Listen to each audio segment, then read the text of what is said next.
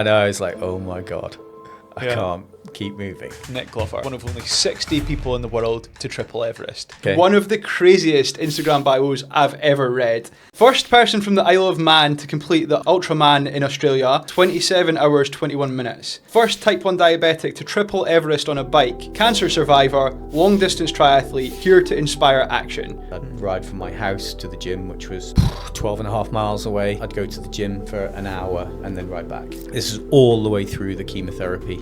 I had a head-on car collision with another driver coming the other way because I had a low blood sugar and passed out. Intuition is actually those three parts of the brain all agreeing with one another and actually saying yes. Rationally, we can see the logic behind it. If you make it through the danger zone, which most people don't, they quit before they get through that point where I go, oh, do you know what? I got through that tough time. We managed just to crawl over the finish line in 8 hours, 12 minutes. So I negative splitted the double marathons. You get to a point in lots of things that people break, but for some reason you just keep moving. So what is that? What's a triple Everest? Welcome to the show where we talk to successful people about the bits you don't see. Today, we're talking to Nick Glover, who's one of only 60 people in the world to triple Everest. We got straight into the conversation, so I don't actually have a little introduction here. But yeah, let's get into it. So, Nick, tell me your story. I struggle with this because actually I don't really like talking about myself. Right, well, what I'm going to do then is I'm going to read your Instagram bio, and then we can roll from there because it's one of the craziest Instagram bios I've ever read. What does Man X mean? Is that man? When you say first Man X? First Manx. Yeah, so Manx is short for the Isle of Man. Right, okay. So, first person from the Isle of Man to complete the Ultraman in Australia, 27 hours, 21 minutes. First type 1 diabetic to triple Everest on a bike, cancer survivor, long distance triathlete, here to inspire action. Where the hell do we start on that? Like, that is, any one of them alone is like, boom, and you've got all of them together. So, where do you want to start? So I'm from the Isle of Man. Yep. Which is a tiny little island. And I brought up with a, small town family, parents. My dad was a fisherman, went out to Scotland fishing on the trawler boats, gone for days. Mum was actually, she did a few different jobs. She was actually, Dad used to bring back the scallops with the fishing boats. Mum used to work in the fish factory, cleaning the scallops. And I hate fish. Well, I hate scallops. And yeah, it was just a normal kid's life, really. Played football a lot, had some great friends, but always had this urge to just try something different. I always wanted to do an Ironman when I lived in the Isle of Man. So I left the Isle of Man when I was about 30, when was it, 2009, so what's that, 32? And I went because I got pushed really into a secondment. It wasn't something I was thinking about or had a desire of. It was more in the Isle of Man. I used to ride bikes, play football, think about skydiving, all that kind of stuff. Anything that was pushing the edge, the seams of taking me to places I wasn't sure what would happen. And where was I going with this? Damn. Sorry, I lose my train of thought pretty easily with this kind of stuff. So always wanted to do something different. I sort of thought about, thinking about Ironman in the Isle of Man, but it was just so hard. And money was hard in those days. Like, Ironmans were expensive. They were new. Not very many people had done them because they were seen as super hard, and not many people could actually do them. And that kind of always, that idea of stretching or trying new things was always something that I was, wanted to live my life by. I hate the status quo, but also I need security. When the depth of me is, I'm always looking for what's the perfect outcome. But the reality is I get bored really easily. And it's not boredom in the traditional sense, it's boredom of, well, maybe we can just squeeze it a little bit further from where we are now. And I think that led to the things that you just read out. But the journey before that, along this journey was, so when I was 13 and a half, roughly, I think nearly 14, October, whatever year that was, I was diagnosed with type 1 diabetes. Spent a couple of weeks in hospital. In those days, we didn't have the traditional medicines we have now, and the way we manage it now. But so in those days, I spent 2 weeks pricking an orange with a hypodermic needle. Learning how to do it. They said, the orange feels like the skin. It doesn't. And learning how to manage. Went from there, had some real... What does diabetes mean? Because I hear the word banded about, and probably a lot of people at home do, but like, what does it actually do for you, or not? Well, yeah, I mean, so so there are there's a couple of different diabetic scenarios. So type 1 and type 2. There's talk of more, type 3, I think, might be the Alzheimer's, new Alzheimer's, and type 1.5 and all that kind of stuff. But traditionally speaking, type 1 and type 2. Type 2 is a bad thing here in the UAE. There's something like 10% of the population has type 2 diabetes, or predicted to have type 2 diabetes, so about 1 million people. And that type 2 diabetes is essentially where you have a hormone called insulin. And your body becomes resistant to that insulin, so it has to produce more and more and more and more. Yeah. And over time, that creates complications, potentially turning into type 1 diabetes.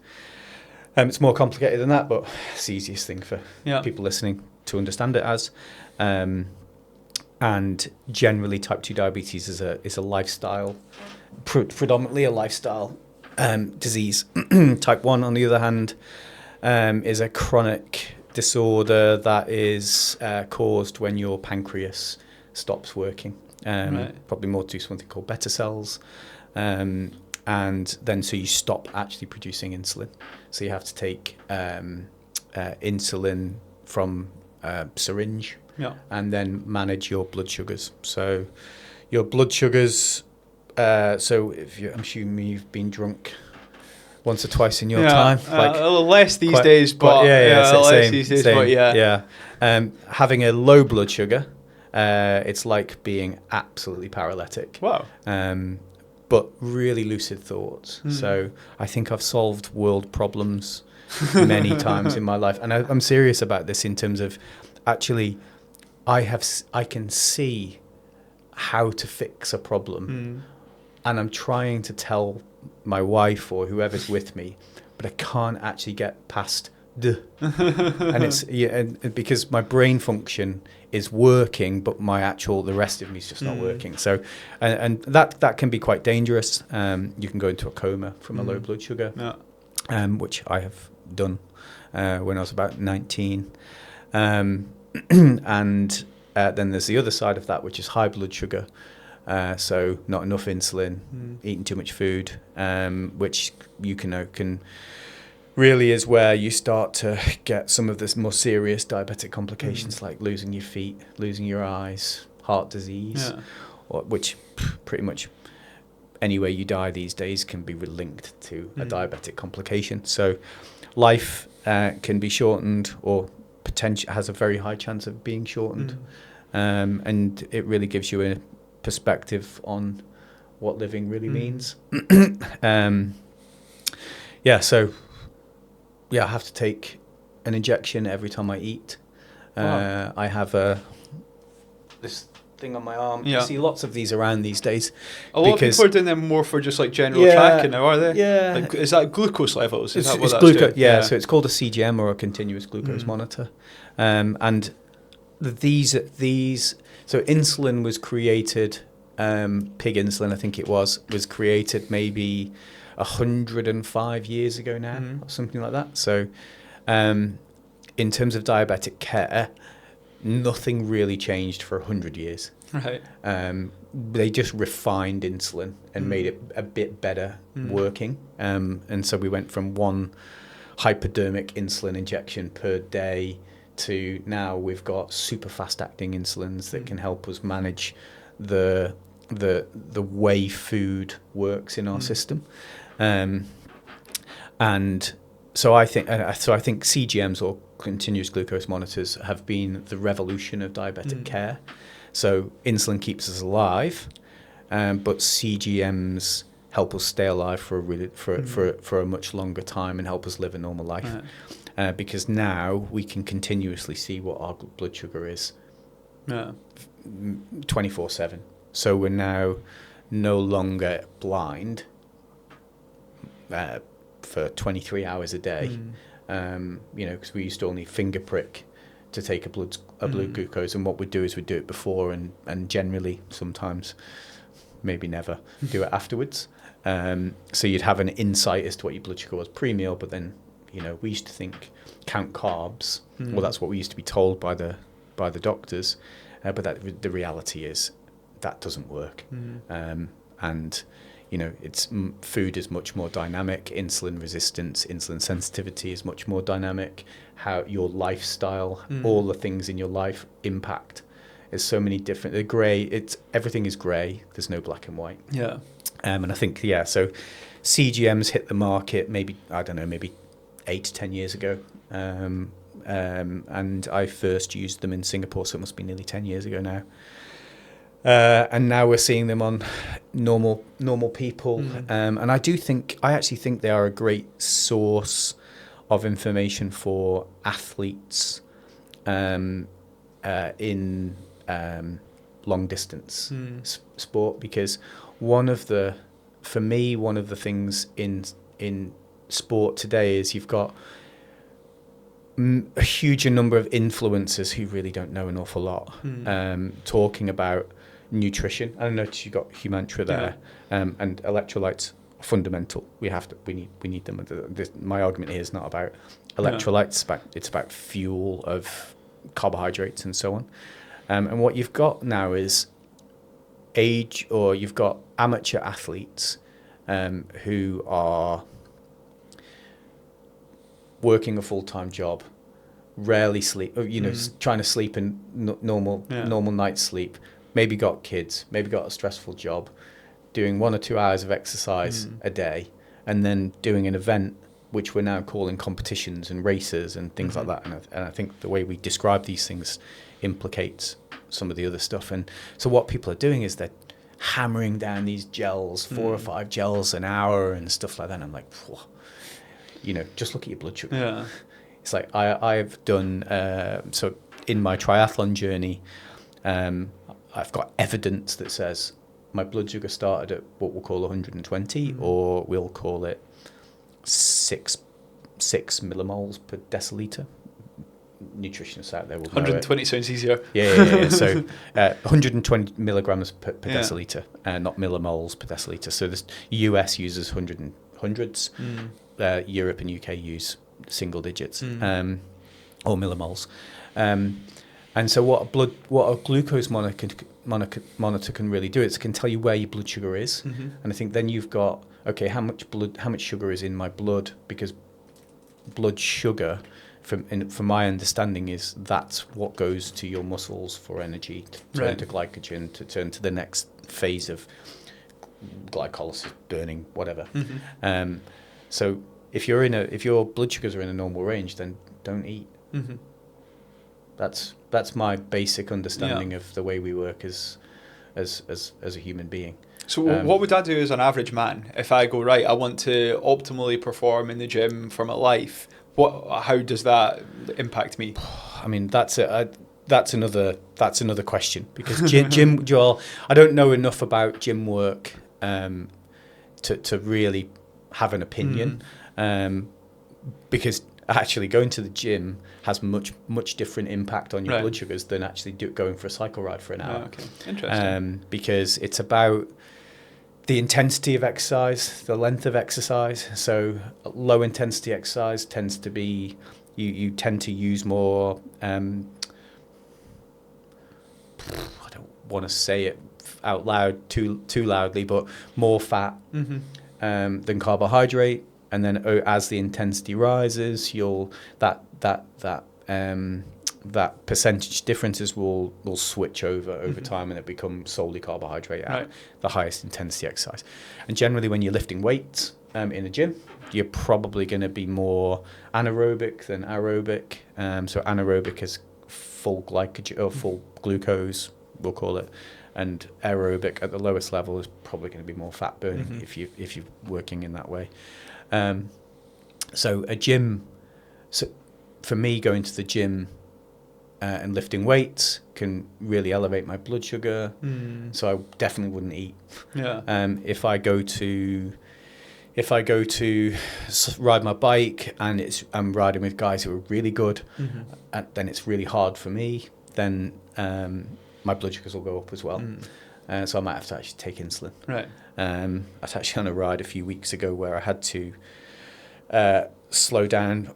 So we're at a stop sign, and I had to stop and take some insulin because my blood sugars were skyrocketing because it was quite hard.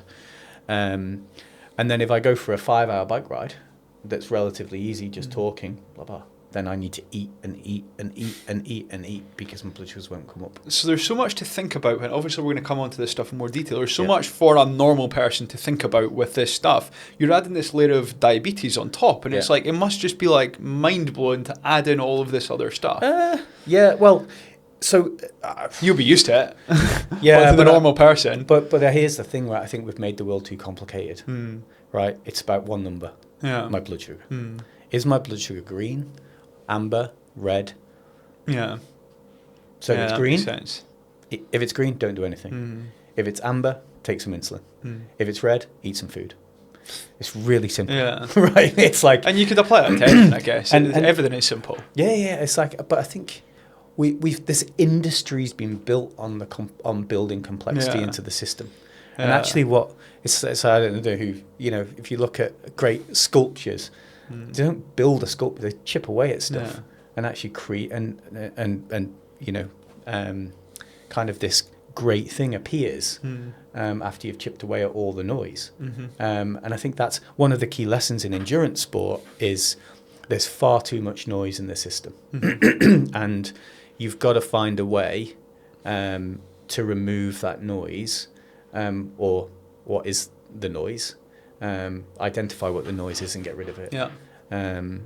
It's like you said, if you take it down to the levels of the complexity, then it's super complicated because now you're thinking, how many carbohydrates per, how does that carbohydrate get into my muscle? Okay, how much glycogen do I have in my muscles? Blah blah blah. Doesn't matter. Blood sugar, ignore green, amber, red, done. Yeah, exactly, right. And then yes, there are some. If you get into the nuances of recovery and all that kind of stuff, yes, then there are some elements that you consider, but have a good diet. If you have a good diet, watch your blood sugar, most things will be okay. And you're probably at close to optimal performance then, if you've got a good structured training program. And it is as simple as that. You have all the fads, the Herbalifes and the of course. ketos and all whatever, but that's really just marketing to make money. And actually, it is as simple as what you've just said there. Everything's about... So capitalism is everywhere, right? And we cannot get away with it. Do I agree with it? Don't know. Would I like a better system? I think so. A system that that requires all of us to make a contribution, but also a way that we can build, so a way that the system can make sure that the lowest members of society who are contributing to the level that they can contribute at are still rewarded more so than they currently are in the system. Because I think wealth is captured at the top. And only the top, and it doesn't deserve to be in that sphere in its entirety, the way it's structured at the moment. And there's no way they call it trickle-down economics rubbish. Doesn't work. It's getting wider and so wider. It's just getting wider and wider. So that's why I disagree with the way the capitalist system works today, but I don't disagree with the sense that it is about succeeding in what you, or contributing and getting success in what you want to do. So there's probably loads of contradictions in there. But essentially try to bring those people who are contributing to the system up, and whilst still rewarding the people all the way through the system for the contribution they're making. Where are we going with this now? So we've gone on a bit of a tangent. We went on to diabetes and stuff. So let's go back to 13. You've just been diagnosed with diabetes. What happens next? So, like I said, you can have low blood sugars, you can have good blood sugars, or you can have high blood sugars. You want good blood sugars as long as you possibly can. Low blood sugars are really bad. High blood immediate bad. High blood sugars are really bad for the long term, but not necessarily going to kill you here and now. So when I got home, about 2 weeks after getting home, we spoke to the doctor, and the doctor goes, "Oh, okay, so take a little bit of extra insulin and manufacture a low blood sugar so you can feel what it's like." So we actually took insulin and then waited, and next thing is like passing out. Wow. yeah. So, and then trying to actually come back, get back. So the intent from the doctor was really good, but the actual the way we did it necessarily didn't work. But again, we're talking about 25 years ago. Or even longer, actually. 30. It's how long have I had diabetes now? 34 years. So, and along that journey, I've made some really big mistakes. So I didn't really care. Like most juvenile diabetics, it's like death. It's way too far away. I'd have been like that. Somebody said to me the other day, actually, youth is wasted on the youth. I thought that's such a great message. And that I just didn't think about it, and I thought I was indestructible. And so when I was about 23, maybe 24, I had a head-on car collision with another driver coming the other way, because I had a low blood sugar and passed out. Wow. And the crazy thing is, I was a big footballer then, and I must have had this conscious idea about my body composition. Obviously I was probably going to the gym and stuff like that. I had a Twix bar in the glove compartment, and I didn't eat it. I was like, I'm fine, I can get home. And the next thing I remember is the doctor actually touching me on the nether region, asking me to cough when I'm in the hospital. And yeah, is luckily the person I hit just got away with scratches. They had an airbag. It was probably one of the first cars to have airbags and stuff like that at the time. I didn't. I had a Ford something or other, Fiesta or something like that. I broke the outer ring off the steering wheel. Wow.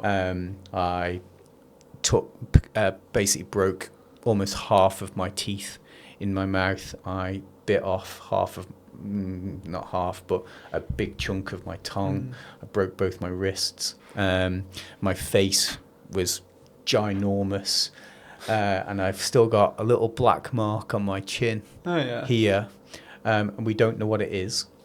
We think it was glass that got stuck in there, and yeah, just no one could ever get rid of it. So that was rightfully so. I lost my driving license for a year, which then led to the start. Like medically taken away from you or something. Yeah. And to be fair, it was the right thing to do. I mean, at the time I didn't think about the risk to anyone else. Yeah. I was just thinking about I was just thinking about myself. Yeah. And yeah, so a year. Actually, it was 98 that happened. So I was 22. That's about right. It's 98. Yeah, so roughly 22. So it was 12 months, and I started cycling. Started cycling to work. So I lived in the very south. So this is where it all starts. It's not until your 20s that it's really sort of starting. No, so I've cycled as a kid, but not necessarily big time. Yeah. So I started riding to work, which was about a 7-mile journey, which I don't understand really what 7 miles means anymore. I've been here for so long, talking kilometres. What's that, about 11, just over 11K? And yeah, so I started cycling to work, cycling back, and yeah, just because it was about, for me, it was about keeping fit. It was less about the bike, and it actually didn't become about the bike until about 2016. Wow. And yeah, so kind of went from there, made some realizations, started to make some changes. Lifestyle started to change a little bit. Then had my daughter in 99. Got married in 2002 maybe. And then yeah, life changed a lot then. And then in 2005 got cancer for the first time. Right. So I had the testicular cancer, and kind of was a strange one because I went to the doctor. I had like literally, it was like an orange. Yeah. It was absolutely agonizing because it was testicular cancer, and it was ballooned like an orange, and so I went to the doctor. They said, "All right, we'll send you off to the urologist for a checkup," and I said to the doctor, "Oh, look, I'm in agony. Can you give me an anti-inflammatory just to kind of help it go away?" So finally, I got a letter from, how the NHS works, got a letter from the urologist, come in a week's time. This is, pretty quick for them. And I was taking the anti-inflammatories and the swelling went away. So I was like, Not going to bother. I won't bother. So I didn't bother. I actually got a phone call from the urologist secretary that said, he's going on holiday in 10 days' time. He said, why don't you come in on Tuesday and just double check and see what we do. So I went in on the Tuesday. He did an ultrasound. He said, "Yep, you've got I can see a what we think is a tumor, a mixed germ cell tumor in the left testicle. It was undescended and there's a high percentage chance, which I didn't know at the time, that undescended testicles can turn into cancer. So it's worth anybody who's got undescended testicles or one should definitely have checks regularly." And then 3 days later, I was having surgery to have it out. And then maybe it was probably 4 weeks later. So between the surgery and the 4 weeks, I'd started to see a oncologist in the UK, who recommended that we do 12 weeks chemotherapy, because the chance of it coming back were quite high, and the chances of it coming back with chemotherapy were supposed to be 99%. Not come back. So we waited till the surgery sites had healed, and then did the chemotherapy, which meant a trip to the UK every week. And that was horrific. So you were living here? I was living in the Isle of Man. Ah, okay, yeah. I was thinking, fucking hell, that's a big trip. Nah. So every week. I can tell you a story about cancer here later because it involves my wife. But yeah, so I was traveling to the UK on a flight, and it was the first trip was horrific because we got the sickness drugs wrong. Right. And so it was just, I couldn't. It was like I had the worst bout of food poisoning and the flu at the same time, and I couldn't eat. I was freezing cold but sweating, on the flight home, which was a commercial flight because that's what they did. The captain ended up giving me his jacket to put over me to try and keep me warm. It was horrific. And then we got that sorted. So I had to go straight back to the hospital in the Isle of Man at the time to try and get that sorted. And I was in hospital for a couple of days, trying to get my body temperature back to normal and kind of deal with the sickness. And then we got it right the second time. And then for the next 12 weeks, I lost my hair, but it wasn't a terrible period. It was kind of just, I'm going to the UK every every week. I guess at having least it's all like day. precautionary rather than like fighting it. Yeah, It's like, oh, yeah. you'll not get it again if you do Yeah, this. yeah. So yeah, and you know, I say this, cancer survivor. I should probably change that actually to something else, because testicular cancer is probably one of the most survivable cancers you can have. Right? Yeah. So I'm not some miracle, but it's still a I mean, it's not great. no, 100%. Right, I'd much prefer none Yeah. of these things. But at the same time, when we think about the hardships that people have in their lives, this is not one of the big ones. Yeah. It's just the add-on to a story, Yeah. really. So what I actually did through the journey of that, I actually started getting on the bike again. So it was actually 10 days between each treatment. So I'd get home, it would take a day to recover. Then for the next 8 days, I'd ride from my house to the gym, which was 12 and a half miles away. I'd go to the gym for an hour and then ride back. Yeah. This is all the way through the chemotherapy, to try and stay as fit as I possibly could. And I think having a healthy life is also important in 100%. terms of recovering from these things. And then so 2 weeks after finishing the chemotherapy, I played my first 90 minutes of football for my football team again. Nice. Which was, a reasonably high-level team in the Isle of Man. And yeah, that was the journey. Every year from there, I had an ultrasound to see if it would come back on the other side. And 2 years to the day, I got the news that I had a calcification in the right side, which was about to turn into cancer. So they precautionarily took it away. Excellent. Yeah, I was like, great. So the chemo didn't work then? No, it didn't work at all. The 99%. Who knows? I mean, I think we have experiences, right? So I don't worry. The chemotherapy was an interesting journey. And I think the car crash was an interesting journey. There's another time where I think before the car crash, I was probably about 17, maybe 16 and a half. I got really sick. So the car crash was a low blood sugar environment. And then there was a high blood sugar environment, we'll call it ketoacidosis. So basically where your pH level in your body goes too high and you basically start turning to acid. It's not exactly like that, but it only takes a tiny little amount, right? We're so fine-tuned in terms of our human bodies. And then, so my mum, I was lying on the couch, couldn't move, couldn't eat, couldn't drink. Doctor came out, said, we think he just doesn't want to go to school. So I was actually 15 because I must have been just finishing GCSEs.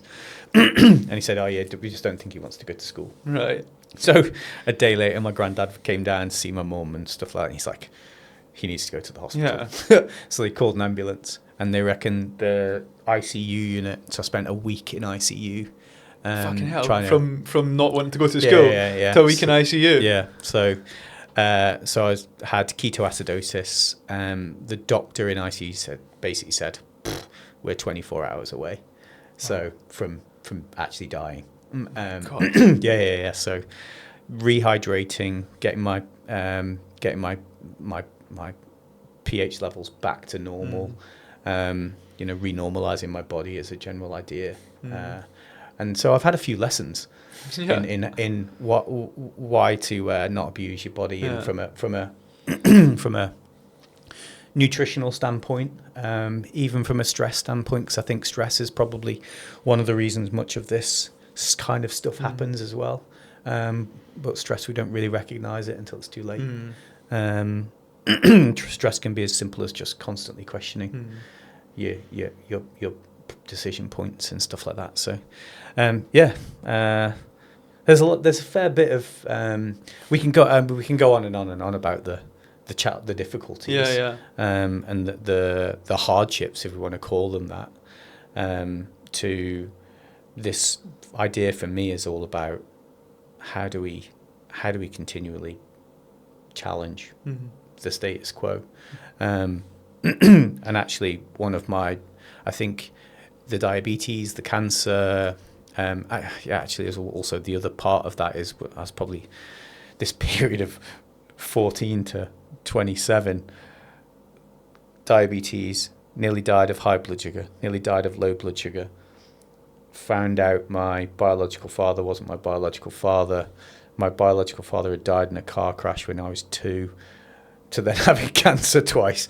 It's kind of like, we had a period in life where it's like, oof, that kick, that hurts. Oh my God. Yeah. So it's kind of like, and now actually, my biggest challenge in life today is not any of those traditional hardships. It's actually coming to a conclusion that I'm comfortable with. That means I can move forwards. I love creating new things, new ideas and stuff like that. But I am desperately hamstrung by my perfection trap, or my perfection. It's good that you recognise that, because most people wouldn't recognise that. So I've had to fill my.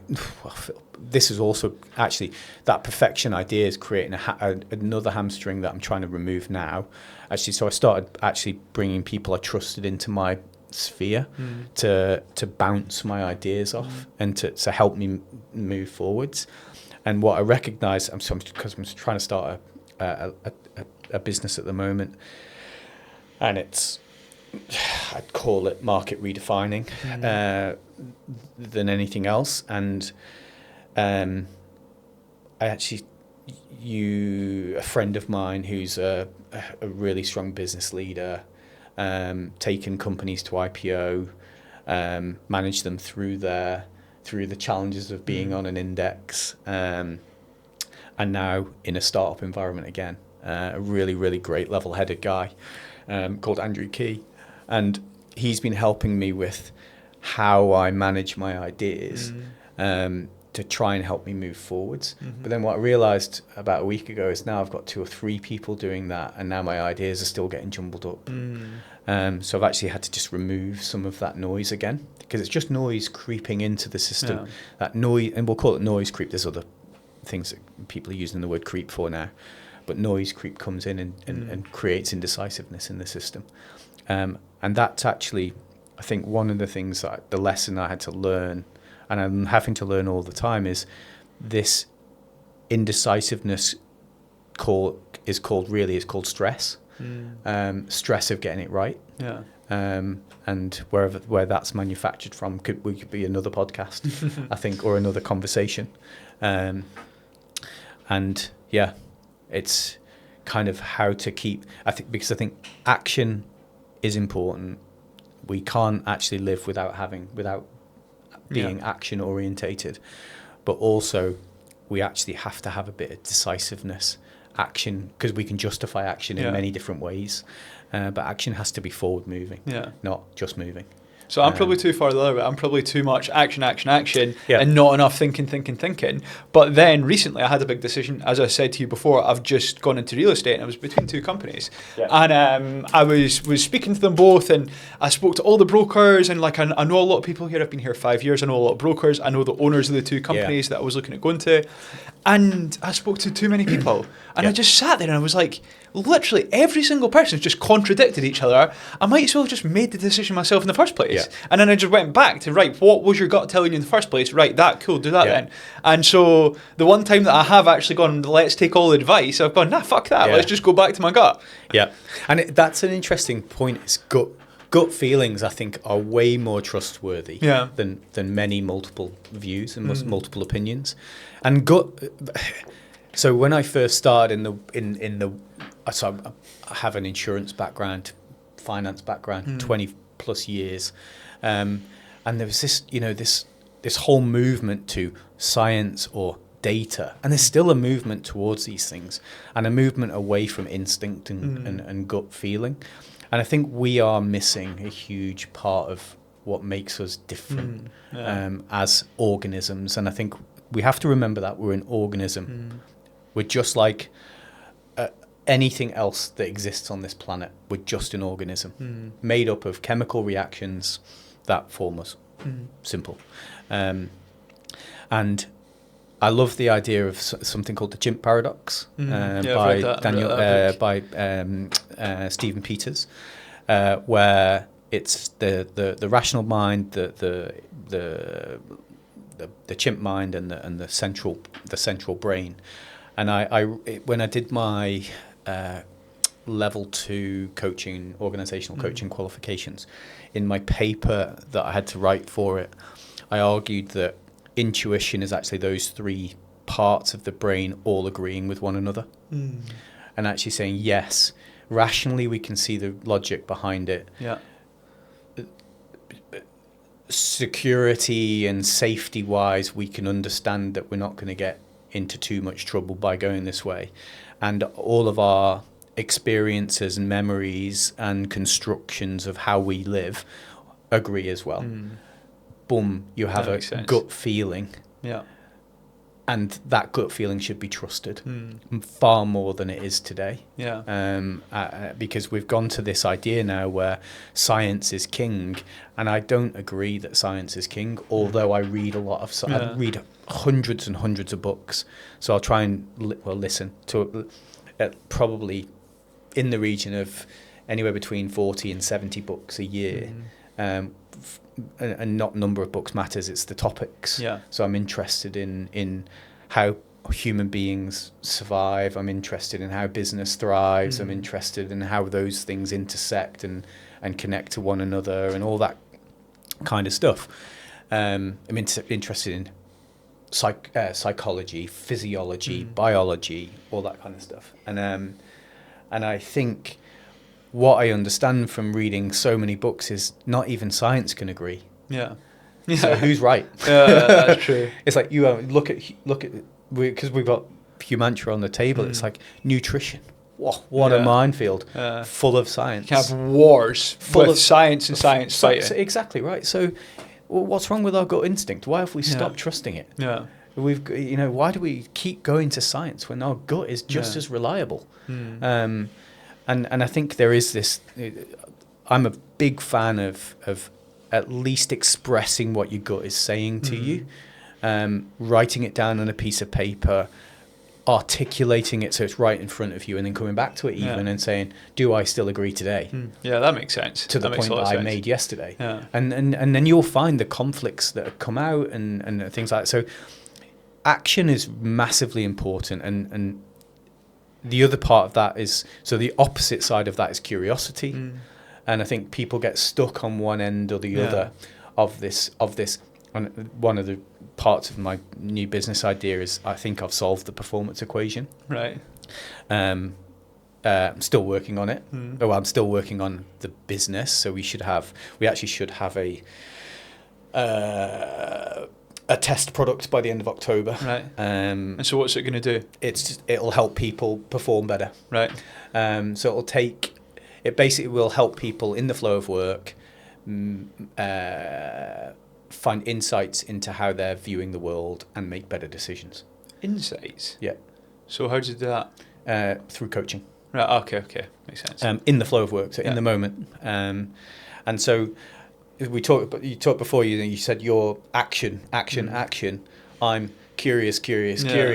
Yeah. And actually, without a better balance, it's that they're polarizing points. I'm getting better with the balance, but listen up, you at home listening to this, or in the gym, or on your way to work, wherever you are listening to this. If you've made it this far in the episode, you must have liked it a little bit. Something that would massively help me is if you hit the follow button, the subscribe button, the like button on whatever platform you're listening to this now. It'll help me bring in the absolute best guests that we possibly can so that you can listen to even better people. Also, give us a follow on Instagram, TikTok, LinkedIn, wherever you're usually on. That would also do us a massive favour. Thank you. But I used to be pure gut, just that's an idea, I'll do it. There was no middle bit. It was just boom. And actually, I think there are some business books out there that I'm pretty sure, I can't remember who the author is, wrote a book on this. It's actually better for you to keep moving. You'll make mistakes and you'll lose money in places, but actually the people who are more action orientated will generally get better results over the long term. 100%. Right. So, and because the curious people tend to get stuck in the idea. Yeah. And because the world is never black and white, it's always grey. Yeah. Always grey. This idea of you need to have curiosity, but you also need to balance that with movement. Yeah. Okay, so curiosity creates this information overload that creates insight, and the insight then can help you move forwards in whatever direction it is that you need to go. And there's a whole heap of things, or there's not a whole heap actually, there's a few different principles that sit in the middle of those two things, that then help you perform and or contribute, I think is a good way. Not Simon Sinek, who is it? Marcus Buckingham is an amazing author, and he used to work at Gallup Strengths Finder, now has a couple of his own businesses, wrote a book called Love Plus Work. Phenomenal. If anybody is listening to this, if you're struggling with your job, read Love Plus Work. It is an exceptional book that will help you find the love in your work. Interesting. Or it'll help you at least find the love in yourself. And that's a lot of where I come from in terms of where I'm trying to change the world right now, is how can I help people find the love in themselves so they can find the love in the contributions that they're making. Because we're all making a contribution in some way or another, and many of us don't actually like the contribution we're making. Yeah. But actually it's not about we don't like the contribution. The environment's noisy, really, really noisy. And actually what we've stopped doing is recognizing where our contribution, where we love the contribution, what we love about ourselves and how we make a contribution to those things. How did we get here? Well, so talking about performance, let's go to Ultraman. What is it? Ultraman, so Ultraman's essentially a triathlon over multiple days.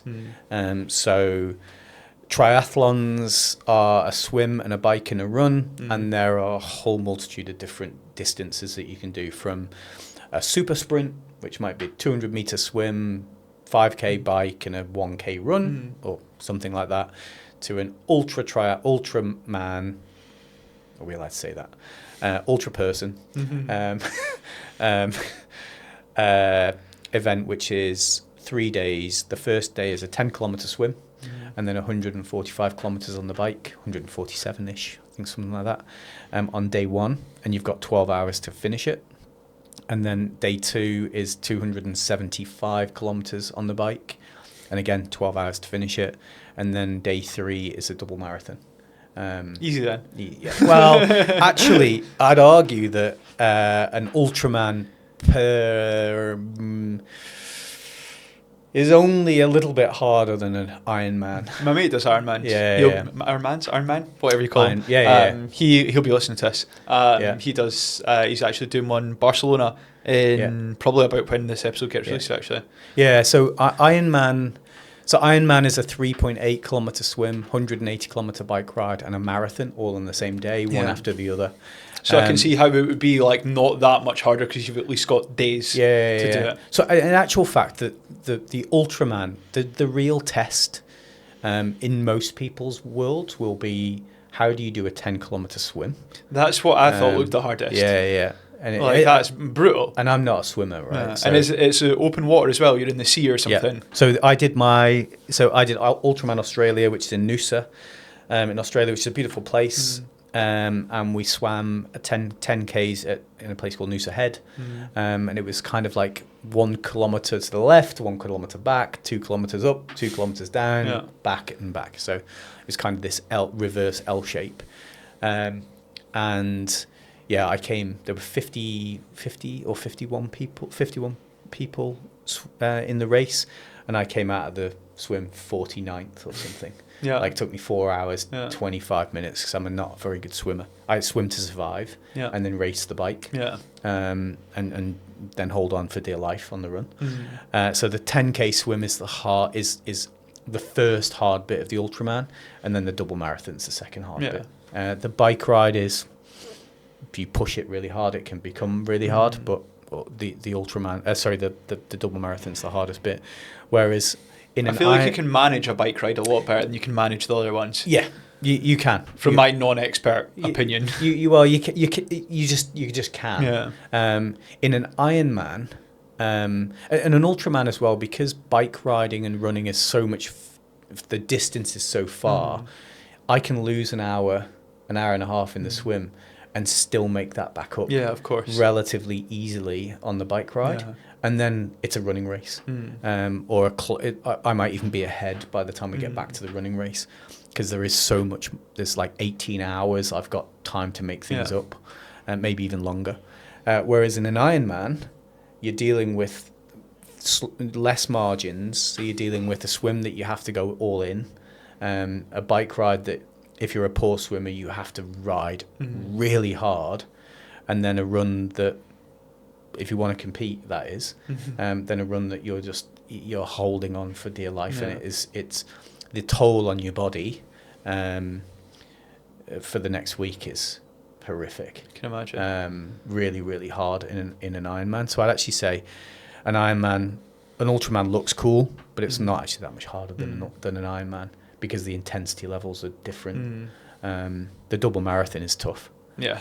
Because on my Ultraman, some people might say I just like dilemma, or it sounds like it. I was thinking that myself. So on day 2 of the bike ride, I had a guy that was just sat on my wheel drafting me, and drafting's illegal in these races. So I just I was getting really frustrated, and I let my head, so I let my chimp get the better of me, and so I stopped. I pulled over, had a pee as I'm trying to cool down, then started riding again after he'd gone past. Put my head down, and I was riding as hard as I could. So at this point I was maybe in 3rd place on the road, because we all started as a group in the second day, or maybe after the P I was maybe in 6th place, and my head was down. I was riding as hard as I could. We were probably doing 37 to 40 kilometers per hour, and I just looked up like this, and I noticed a workman's road sign just in the lane that I was in on the side of the road. And as I tried to move, I couldn't move. I hit the foot of the road sign and went over the top of it. Oh my God, at 40 kilometers an hour. Snapped my front wheel. I bounced a lot, and I tend to do that quite well, actually. Touch wood. Well, that's good. I tend to bounce. My reaction skills, I don't know where they've come from, but relatively quick. So I'll tend to avoid more crashes than I get into, which says a lot considering how many I've had. So I must put myself in a lot of stupid situations. So I went over the sign. My support car had gone past me. So I was on the ground, bounced around. My knee was all cut up. My elbows were a bit cut up, stuff like that. But generally, I was okay. I got up, tried to get on my bike and move again. The car behind, who was looking after another athlete, had stopped for me, and they clearly saw that I thought I was okay, but I was clearly a little bit in shock, because I'm trying to get on my bike and I couldn't get it to move. And then I realised the actual front wheel had snapped in half. That'll do it. Yeah. So they called my car, brought it back, and we carried on. So the bike ride was horrible from there. Still finished about 16th. Got back on, finished, got home. Got to the finish. The medics kind of cleaned me up, put all the plasters and tapes on me and stuff like that. And then, kind of went home, put my feet up to make sure I tried to reduce the swelling best I could. Was in quite a lot of pain, but then got up the next day, got to the start line. Of your double marathon. Of the double marathon, I'm kind of thinking, okay, it doesn't feel too bad. I'd taken a couple of paracetamol. So you have a support team, so you have a driver, and then you can have as many support people in the van as you like. A friend of mine came with me to the event with my wife and my parents-in-law, and my mate did the kayaking for me and also did some running for me, so with me. So he he also knew how to put together certain painkiller supplements to utilize paracetamol, ibuprofen, and some others, and we lived off that concoction for the next while. And I started running, and I was like, oh my God, this is agony. And I just couldn't keep moving. And I think probably 5K in, where I was starting to drift back from the front of the group, because the group were pushing really hard. There's a guy called Carl Reed who's had all the records at the time for this distance, and another guy who thought he could compete with him. So they were just pushing each other. I started to drift back to the point where I was like, actually, I can't run. I have to walk. So I started just limping and kind of went back to almost the back of the field. Got more painkillers that I could take at the same time. Started running again. Kind of got to the quarter marathon, to the 21K mark. I was like, okay, I feel a bit better. So that's a quarter of one of the two that you need to do. Yeah, so an eighth of the day. Yeah, 21K, so it's a quarter of the day done. Oh, okay. And at that point, I said to my mates, like, I think I can run. Let's run together, and we'll try to hold, I don't know, 5:30 pace, 5 minute 30 kilometer pace, and see how we go. And then things started to look up. We got to the 40K mark, so the almost marathon done, and I felt fine. I then ran the next half marathon at kind of 1 hour 40. So, 4 minute something pace, 4:50 pace, which is actually not very slow at all. No, if somebody's running a half marathon individually, you'd be happy with that. Yeah, super fast. I was like, whoa, this is amazing. I feel super good now. So the painkillers must have just really taken over. And I felt like I could run properly. And so I was just picking off people as I was moving forwards, which also was motivating. And I feel like there's a butt coming. Yeah. So then we got to about 5K to go. And it's like, boom. And I was like, oh my God, I can't keep moving. And so it was run, walk, carry. And there's pictures of me coming over a bridge, because we have to run along the beach to finish. Right. It's about 500 meters on the beach, and running on the sand's pretty hard. But there's a picture of me coming over the bridge with my father-in-law just behind me, and my wife just next to me, and I'm like this. I can't actually hold my head up anymore. My head is just gone backwards as I'm trying to run forwards. And I don't know whether that's a combination of painkillers, pain, injury, the distance, all that kind of stuff.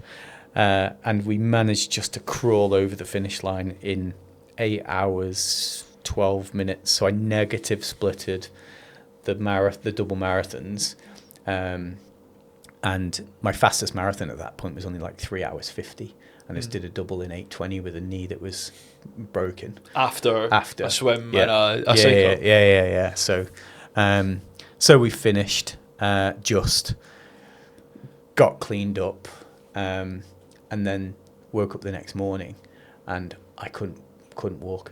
I couldn't. I'm not surprised. But my knee was like an elephant leg. It was absolutely ginormous, which then just cemented this idea that our brains are way more powerful than we actually realise.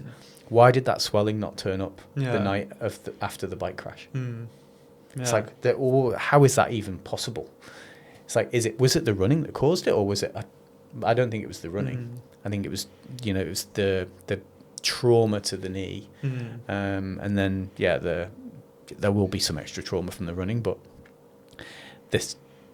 I couldn't walk. Yeah.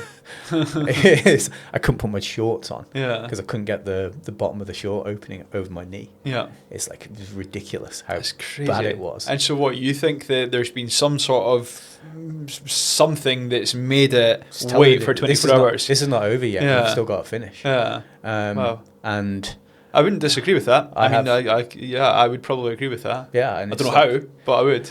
I mean, the triple Everest thing is a similar kind of scenario where, you get to a point in lots of things that people break, but for some reason you just keep moving. Mm. So what is that? What's a triple Everest? Everyone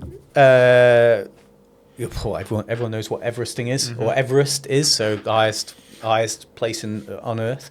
And so there's this idea conceived that on a bike you could then ride up and down a hill, a segment of a hill or a hill, so up and down the same piece of road as many times as it took to reach 8,848 meters.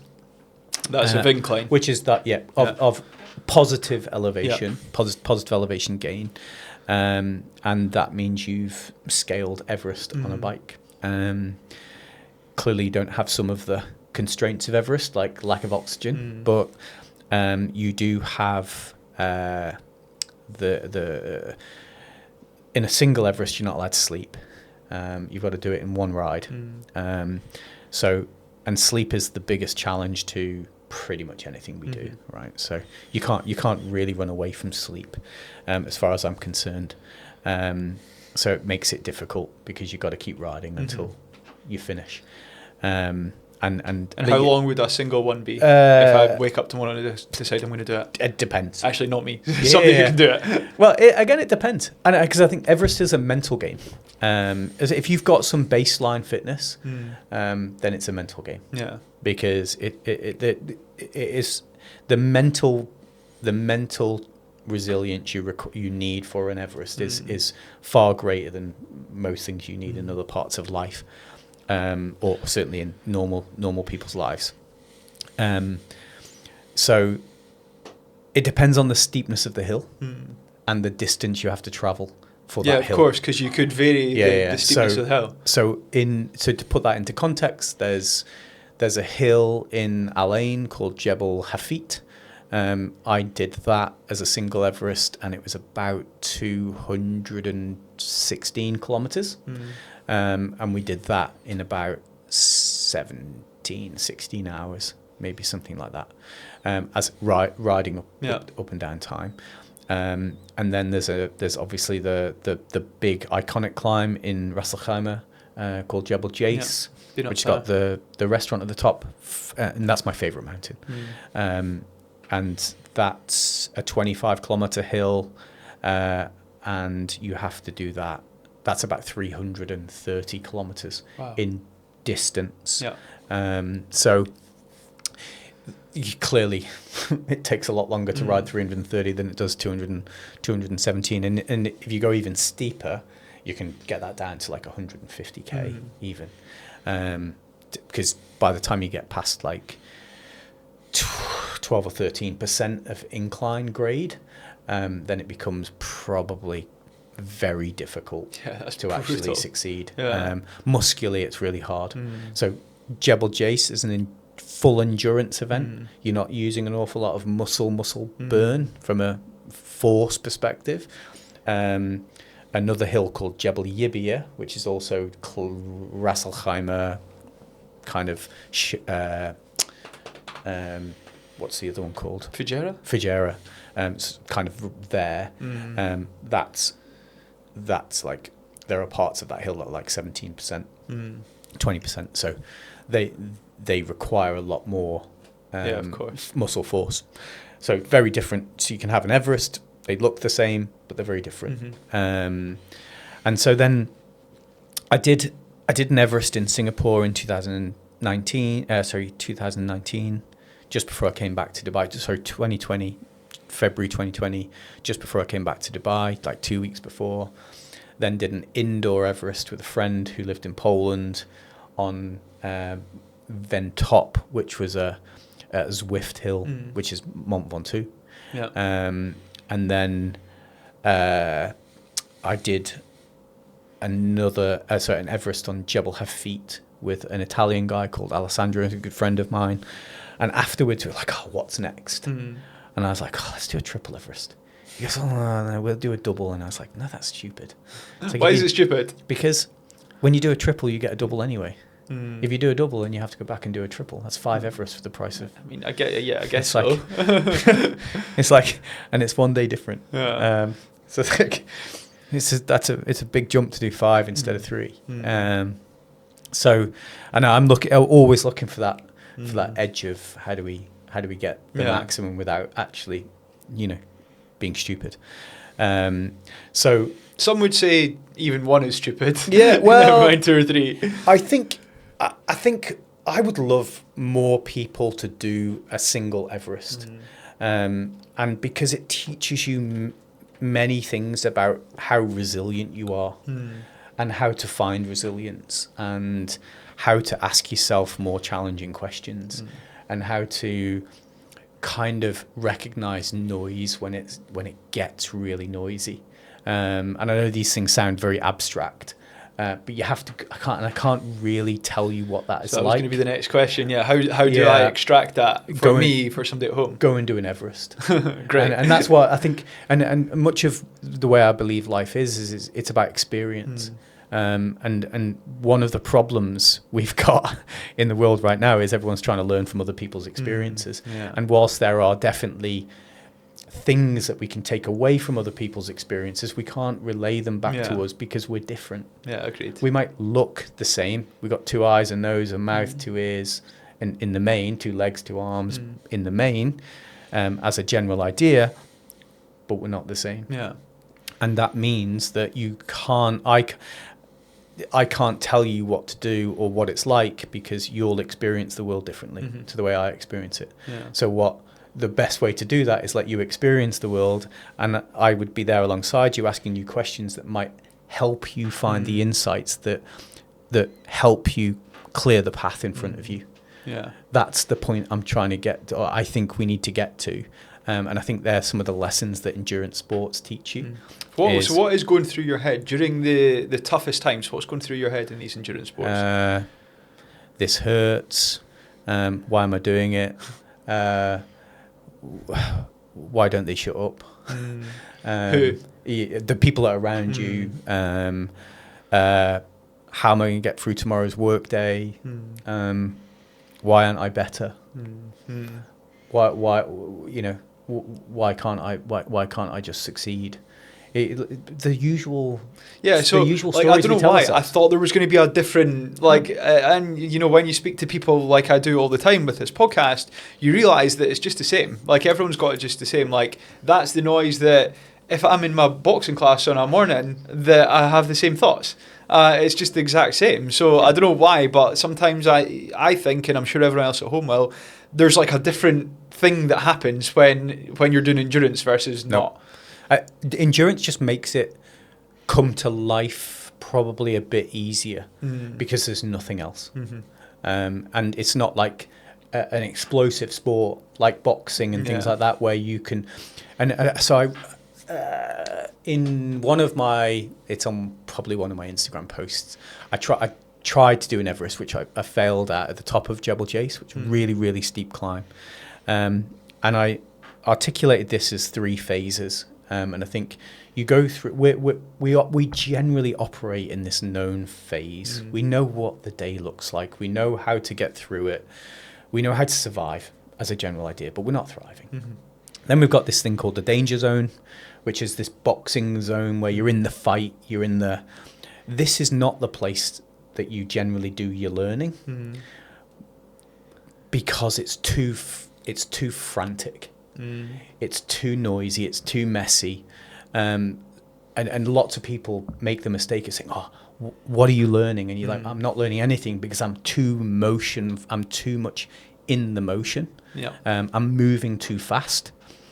And then and so what you're trying to do is you're trying to bring that space to the next phase, which is the learning environment. So if you make it through the danger zone, which most people don't. Yeah. They quit before they get through the end, through that point of, to that point where I go, oh, do you know what? I got through that. That tough time. And this is what I mean about endurance events. It's, I can't do it anymore. My legs are killing me. People are going to say that I didn't succeed. You know, all the noise of the external world coming into your world. And that danger zone is that place where we most often quit, where we can't tell ourselves, we might fill ourselves with mantras or affirmations, but they don't really, because they don't really help, because they don't last long enough, and they're too easily broken down by our chimp, who's very strong in terms of keeping you alive and doesn't want you to break through to the next level, because he wants to keep you, or he, whatever, wants to keep you safe. So this danger zone is not really a place for learning. It's a place for movement as best you can, and then connecting the learning to that movement as you just cross over the barrier. And that, again, you have to experience it. I can't put this into a textbook. I would say I have with work. I wouldn't say I have with, sport, but I have had the same experience where you go a step further and it's like, this actually is, like, I mean, it's an aha it sucks, moment. but it's not that bad. It's an aha moment. Yeah. Or that wasn't so bad. So it's an insight, right? And then I think what happens in the world today, and again, triple Everesting is about, all of this is about, how do we get insight? Insights that's clear enough for us to move forwards with. And in endurance events, we do things in terms of, we put ourselves in situations that are generally stupid. We are asking ourselves hundreds and hundreds of questions. Sometimes they're curious questions, sometimes they're leading questions, sometimes they're damaging questions. And there are other components of this that kind of go, that show us to ourselves through the experience. And you'll hear lots of endurance athletes talk about how they saw themselves more clearly. And because endurance strips away the noise. It often takes you to your bare knuckles if you haven't quit. If you get through if you keep moving, you'll get through to the probably more clarity of who you are. Which then gives you a clearer view of, well, what's next? What do I do? What do I do next? Triple Everest. So what actually is it? So you're going up and down 3 days in a row. What's the sleep like? How long's it taken? Talk to me about that. So a triple Everest is 27,000 meters of elevation. I did it on Jebel Jais because the mountain is a cool mountain. It's got lots of different things you can look at. Lots of people are there. The weekends, massive parties at the top. So things for distraction.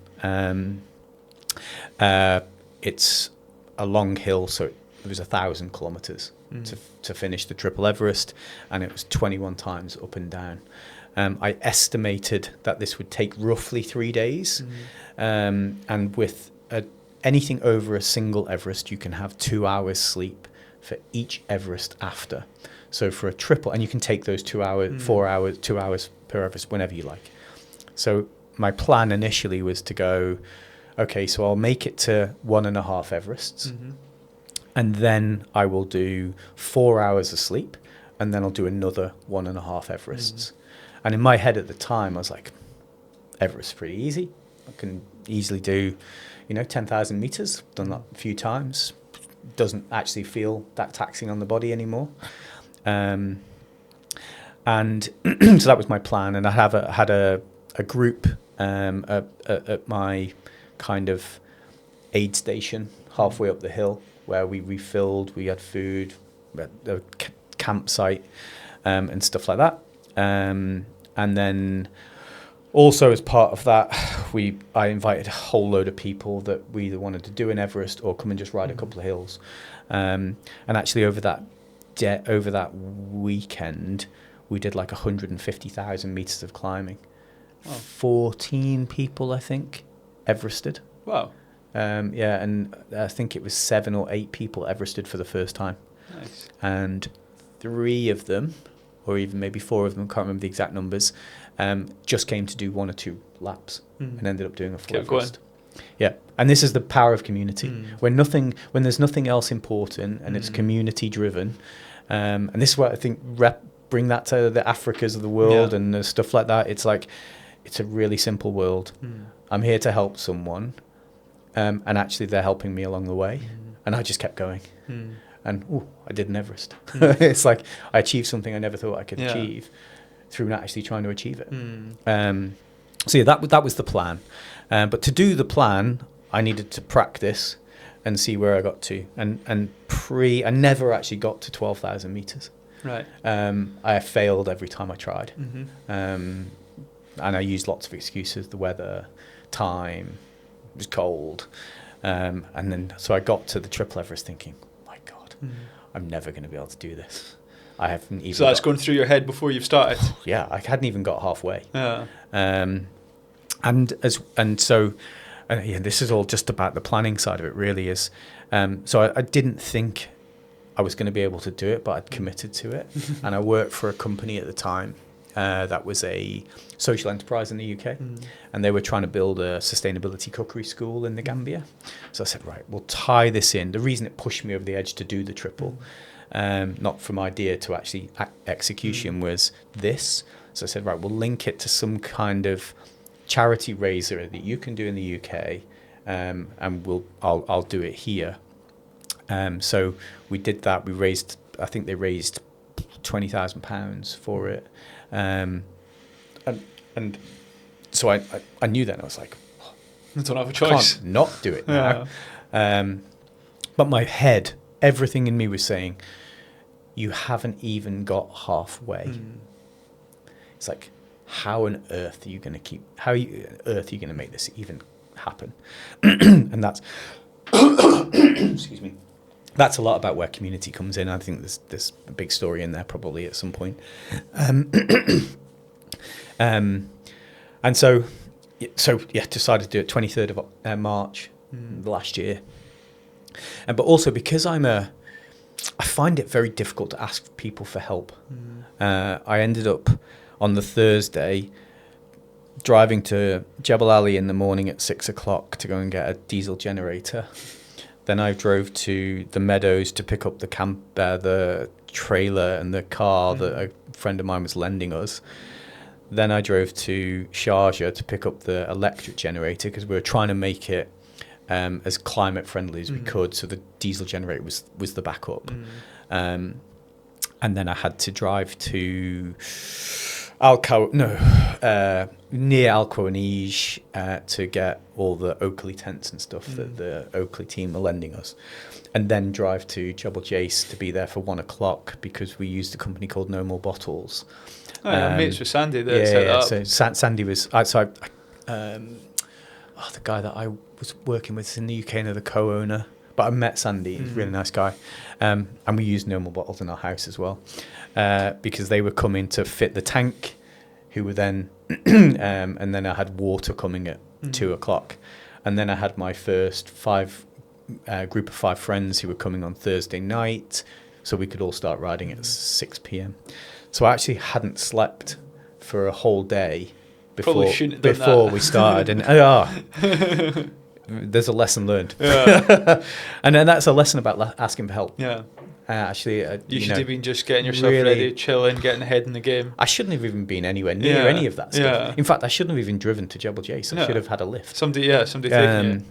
But because I struggle to ask people for help, I didn't, and that made things a lot worse. So we started at like 4 o'clock in the afternoon. There were 5 of us.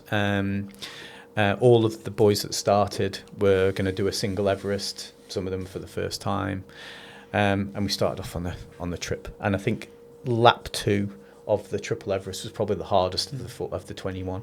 Right. Okay. So early. Yeah. Because all the doubt was most powerful then. Yeah. My legs hurt everything was hurting. The questions, the noise in my brain was hurting with how many voices were telling me that this was stupid and quit while you can early before too many people arrive and we end up in a terrible situation where we're quitting in front of people, and that was something that was challenging for me to come to terms with. And that says a bit about where my head was at the time. You know, it was like I was worried about what people would think rather than actually fulfilling my goal, which filtered away over time because it just kept moving and kept moving. And then so my plan changed from half 4 hours, half to finish a full, then do an hour and a half to 2 hours sleep, because I fell off the bike on lap 7, so right at the end of the first Everest, because I must have just closed my eyes and fallen off the bike. But luckily I was going up, because I was just exhausted. This is Friday at maybe 8 p.m. So a third of the way. Yeah, so I'd already been awake for 48 hours. Yeah. Well, there you go. And because I've made those stupid mistakes. So that wouldn't even be the cycling. That would just be just I need sleep. If you were just awake for that time normally. Yeah. So exhaustion just got to me.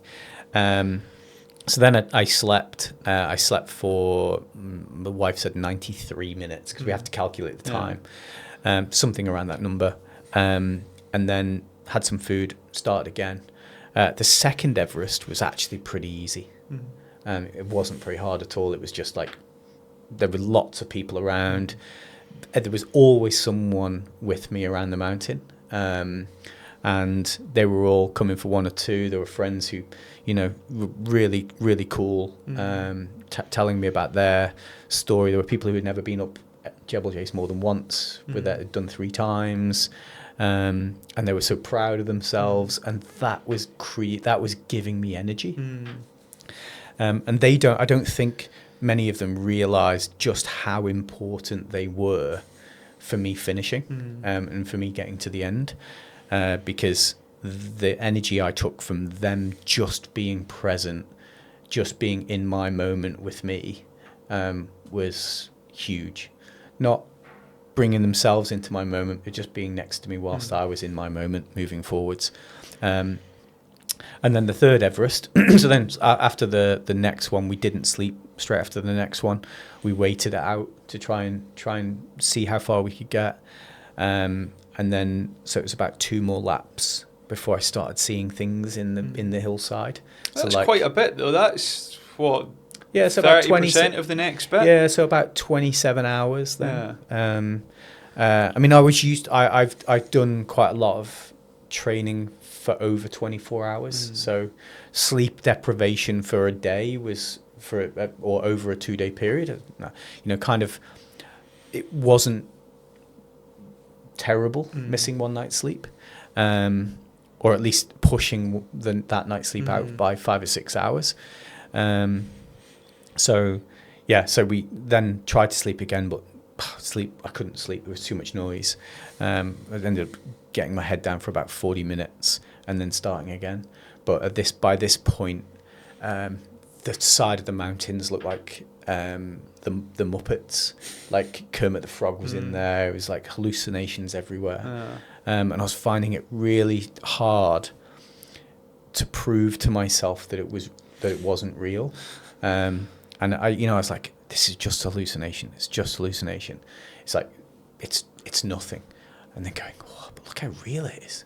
It's like, and this is I understand. I've seen the rock faces of Jebel Jais 100 times, 150 times. 15 in the last. Yeah, 2 I days. know exactly. I know every line on the road, every crack in the road, everything. And I was like, I just could not convince myself that it wasn't.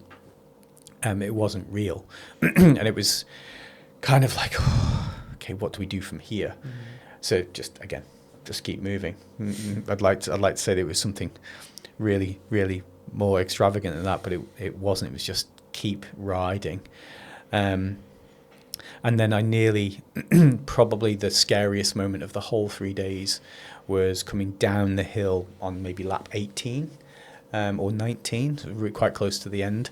And again, it was that my eyes were rolling into the back of my head. Have you ever been driving where you kind of just got out of bed, you need to leave the house early in the morning, it's, I don't know, and you kind of like that, you're not going to sleep, but your eyes are going, I really need to go to sleep. It was like that. And there's a really fast left and right hand corner in Jebel Jais. And as I was coming through the left, I just wasn't quite inside the corner enough, and I started heading straight into the ditch on the before you turn to the right.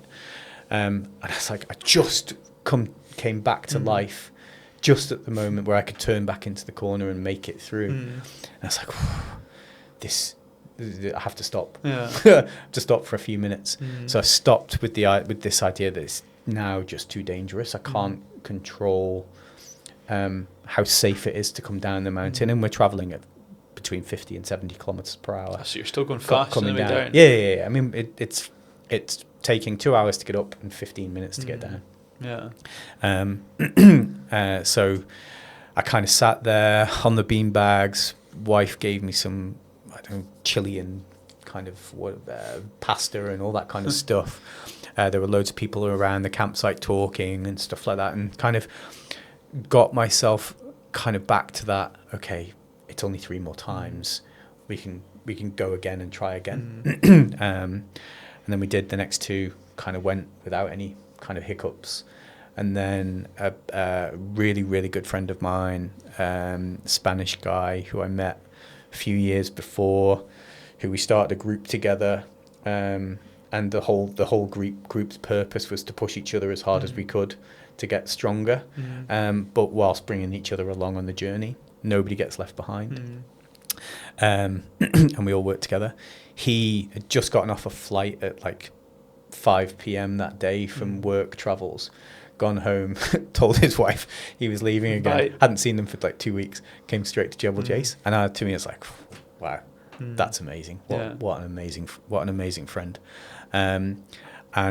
But then he became my greatest annoyance over the next 2 hours because he was singing and dancing, and I was like, oh my god, I just need the quiet. But every pedal stroke on that last climb was torture. And I think, and again, I have this idea that as we get closer to a goal, our brains accept that this is the end and allow all the flushing negatives to come through, because there isn't really physiologically, there's not a lot of difference between 15 and 19 on this event. Not physiologically, you're probably not getting any worse from probably climb 12. Well, you were struggling it too. Yeah. So, but you and this is where the thing is, you elevate to a point of fatigue, and then you stay there. Right, and you then manage. Then you're in management mode, and then I think that's the point, right? Your brain is capable of managing for as long as it needs to, but if you set a target, that then becomes your brain's point that says, "Thank Christ, we're here. It's finished now." And I think it, and this started to occur to me a few years ago when I began my journey in triathlon, and I said to my coach at the time, I was like, whether I run 5K or whether I run 30K, it's always the last K that hurts the most. It's like, why is that? Why am I falling off a cliff? And we were talking about physiology and all that, and it's over the years of my reading and studying in this area that it's definitely the brain. It's definitely our mind, because there is no physiological reason for this to happen. And so the last climb, it took nearly 3 hours. I was riding that slow. And generally, if I'm riding a single Jebel Jais or a double Jebel Jais, it would take maybe an hour and 15, hour and 20 minutes. In the Everest thing, it would take 2 hours, and this took nearly 3 hours to make it up. We were traveling so slowly. And at one point, I had to stop. I stopped at the side of the road with only maybe 4K to go and sat down. I drifted off to the back of the group that were with us, because there were still like 7 people. And this is 2 in the morning on Monday, after we started the Thursday at 4 o'clock. because I just needed some quiet time. Because the thoughts in my brain at this time, or my mind at this time, were going, right, we're going to finish. We know we're going to finish. I can walk to the finish. How am I going to show these people how much I appreciate them? How am I going to show my level of emotion towards the success that we've just achieved? Because only 60 people in the world have ever triple Everested. Wow. We are now in an elite category of people who have done something that 0.00001% of the population have done. So it's like, how am I going to show them that this is meaningful? And because I struggle with this kind of stuff, maybe it's childhood and all that kind of stuff, but to show my emotion when I do things, because I think the world, I have this tendency to think, well, it's just a triple Everest. We did it. It's like, so I talked myself into this, we'll hug everybody, we'll say a few words, and we'll at least say thanks to everybody for being there and stuff like that. And it's kind of like we got to the top and I just went, that was hard. And that was it. It's the biggest regret that I have. And it's the biggest regret I actually have in my life right now. It's probably the biggest thing that I'm trying to change. Is the world might be about achieving stuff or doing stuff or progressing, but actually if you don't enjoy the process, if you don't show the emotion of enjoying the process, you actually start to get a bit cold in yourself, and everything becomes just a thing you do. I'm a bit like that. Actually, I'm really like that. But I don't think that's a great way to live. And I say this is the hardest journey for me so far. The diabetes, the cancer, the dad, the family, the all of the strains and stresses of life. This is by far the worst, because trying to fix it is like, because I feel embarrassed to show my emotion. And it's like, why do I even care? It's like, I don't care about, like my wife says, oh, you don't care about what people think. It's like, I don't. Like, I really genuinely don't. If someone has an opinion on, the clothes I wear, which my daughter, ridicules me all the time, I genuinely don't give a flying monkeys. So why do I care so much if I cry? It's like, I want to cry all the time, but actually letting a tear come from my eyelid into my face, it's something inside me just blocks it. And I can feel myself welling up all the time, but can't get the emotion past that point. And it's like, it's the one regret. It's a thing I wish the most I could share with people, what the Triple Everest really meant, because it means a lot more than I've shared with you, but I just don't know how, and just don't know how to describe it to you, or how to give you the emotion that I felt at the time.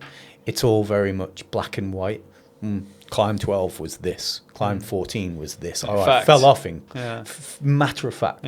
When actually it was way more emotional than that. And, the only way I kind of describe it is the way I said before, is when people were sharing with me how great they were feeling being part of this journey, that made me feel good. I was helping someone else live their best world. And I'm trying to get to that's the struggle. You talk about, the stuff that you want to talk about in terms of these conversations. That's the struggle for me, is how do I show my emotion more so people understand me better? And I can create community better for me, because unless you show yourself, I think you really struggle then to create the right people around you. And I think this is the thing, one of the reasons why I love the concept of the way much of the Africans live in their tribal worlds, is community is built off. We've not softened emotion. It's all about contribution to the community. It's all about everybody being part of this thing that succeeds over time. And somewhere along the line, this journey, we've killed our emotional stances and we've become too matter of fact. And I'd say I'm a what's the right word to use? I'm an extreme version of what many of the Western world feel like today. And I think we need to fix it, but I don't know how to fix it yet. And that's the thing I'm trying to. That's the struggle I'm trying to work on at the moment. I think that's a great place to end, as the lights just told us. We'll just talk forever, right? Nick, thank you very much. It's been amazing, and what a journey. And like, I related so much to that end bit there. Like that is just me with. I mean, I showed you what I've achieved. It's the best thing that's ever happened in the industry that I'm in the UK. And I was the same as you. Like, oh, that was kind of hard. Whatever. So I can see a lot of tangents, even though it's in a different field. Where do people find you? I don't really hang around on social media much. Right. Find you on Jabble Jace. Yeah. If people want to talk to me, then they give me a WhatsApp or a call, or you can. I mean, I am on Instagram. I can never remember what my handles are. You can share them. Drop me a DM or put my number on this, whatever. And if anyone wants to chat, give me a shout. Nick, thank you very much. It's been very insightful. Pleasure. Thank you. Hello, it's me again. Remember, I mentioned halfway through this episode to subscribe, to follow on whatever platform that you're on. Please tell me that you've done it. If you've made it all the way to the end, you must have liked this episode enough to give us a follow, subscribe, whatever it is on the platform that you're on. So please do it now. Please also go on Instagram, go on TikTok, give us a follow. Thank you very much. See you on the next episode.